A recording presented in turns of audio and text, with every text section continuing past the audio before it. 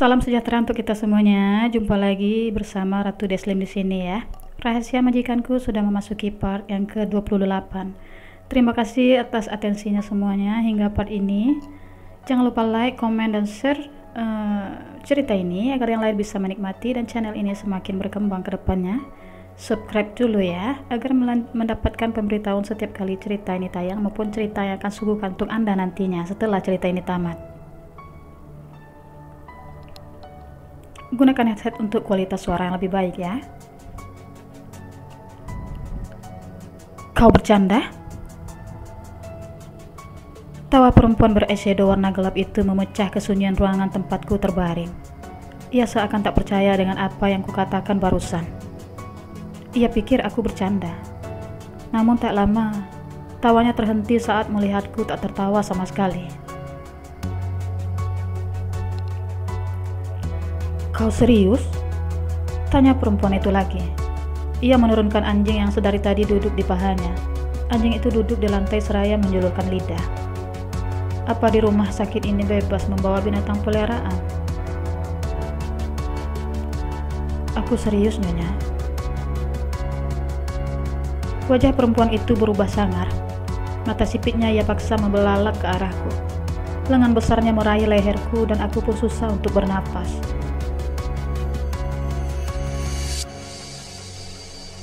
Jadi benar yang dikatakan oleh menantuku. Kau telah membunuh putraku yang merupakan majikanmu sendiri. Mengapa? Apa salah putraku?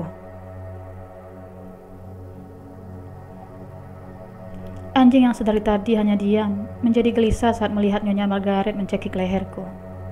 Andai anjing itu bisa bicara, mungkin ia akan berlari keluar dan mencari bantuan. Itu pun kalau anjing itu memihak padaku. Tanganku berusaha melepas cengkraman Nyonya Margaret.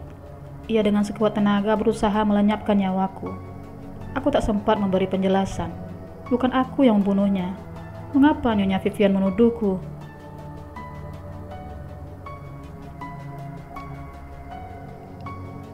Nyonya, apa yang Anda lakukan? Nyonya Margaret tak menghentikan aksinya walaupun ibu sudah berusaha menarik tangannya. Aku rasa puas. Ternyata anakmu telah menghilangkan nyawa putraku, Hilda. Dasar tak tahu diri. Apa salah putraku? Mengapa kamu bunuhnya? Tidak, Nyonya. Melenyapkan nyawa putramu. Lantas siapa? Aku mohon lepaskan tanganmu dari leher Nur. Dia bisa mati dan kau juga bisa kutuntut. Ucapan ibu menghentikan aksi Nyonya Margaret. Ia banting kepala ini ke bantal. Untung tak mengenai besi tempat tidur. Tiba-tiba ia menggendong anjingnya kembali dan pergi.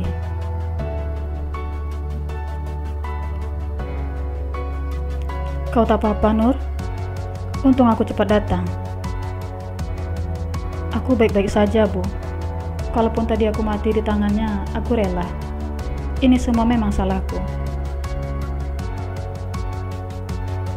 Tapi kau tak salah.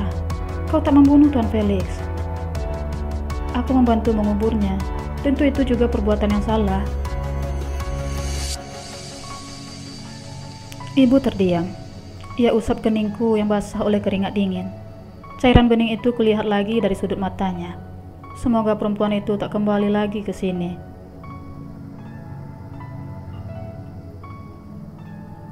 Beberapa perawat datang mengunjungiku. Mereka membuka selang infus yang menancap di pergelangan tanganku. Dengan ramah, seseorang dari mereka menanyai yang ia pegang.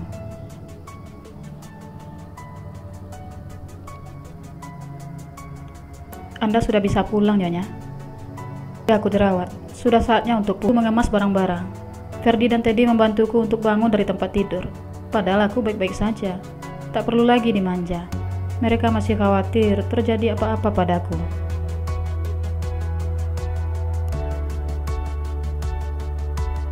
Terima kasih, ucapku pada perawat yang telah selesai memeriksaku.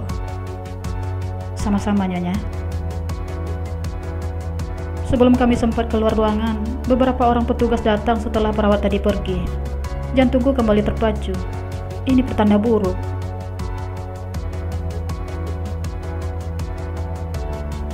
Selamat siang, Nyonya. Anda kami tahan karena kasus pembunuhan atas nama Tuan Felix.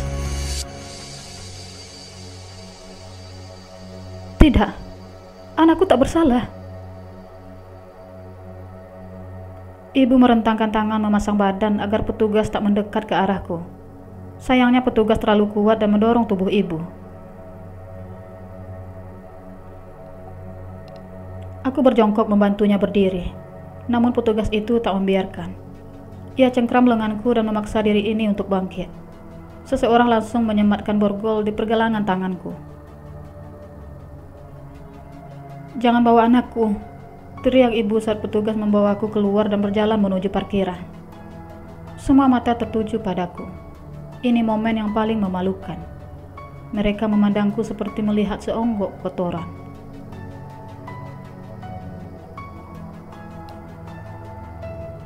Di atas mobil tahanan, aku menjadi penasaran.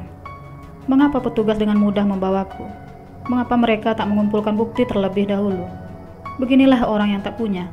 Dilaporkan tanpa bukti pun bisa dipenjara. "Tuan, mengapa aku ditahan tanpa bukti?" tanyaku pada seorang petugas. "Kami menahan Anda atas pengakuan Anda sendiri, Nyonya." "Pengakuan apa?" Petugas yang ada di sampingku mengeluarkan sebuah ponsel. Ia mengusap layarnya dan membuka sebuah aplikasi. Saat ia menekan tombol play, aku bisa mendengar suara seseorang. "Tuan Felix sudah kukubur di halaman belakang rumahnya, Nyonya." Astaga, Nyonya Margaret menjebakku. Ia merekam pembicaraan kami tadi. Pantas saja ia bisa melenggang pergi. Kupikir ia pergi karena ancaman ibu. Ternyata ia pergi karena telah mendapat bukti pengakuanku. Bodohnya diri ini tak sadar telah direkam.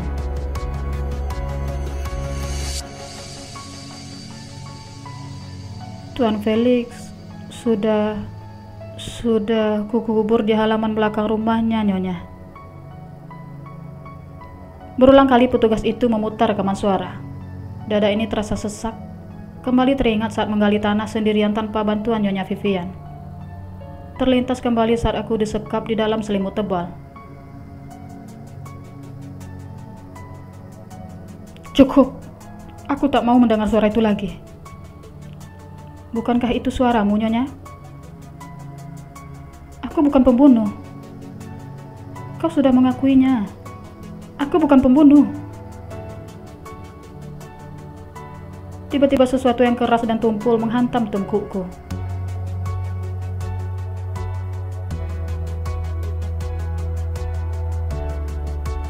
"Bangun!" Basah.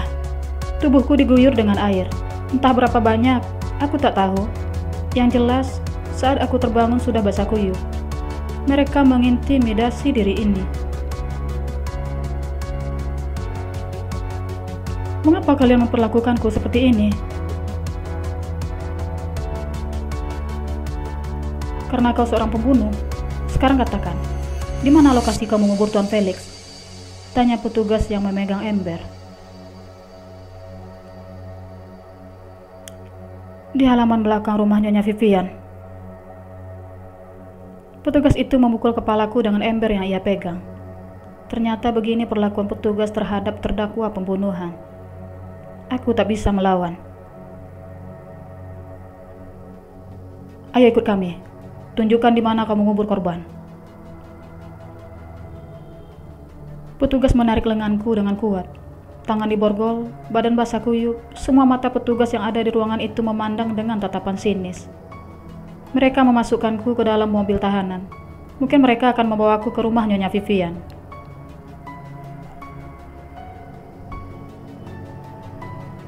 Benar saja, kami telah sampai di rumah Nyonya Vivian. Di sana sudah ada perempuan jahanam itu bersama Laila.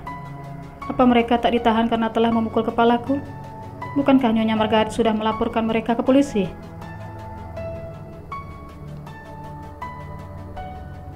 Kuberanikan diri untuk menatap mata mereka. Nyonya Vivian mengangkat dagu, sedangkan Laila menunduk seperti tak berani menatap mata ini.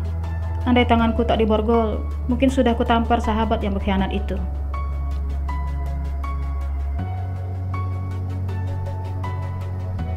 Nyonya Vivian bersedekap dada mendekat ke arahku. Kulihat dadanya naik turun seperti menahan amarah. Aku tak tahu apa rencananya setelah ini.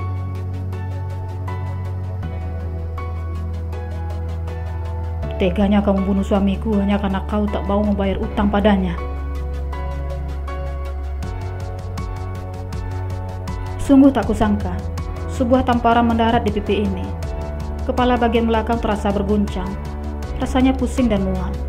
Petugas menahan Nyonya Vivian agar tak berbuat lebih jauh lagi terhadapku.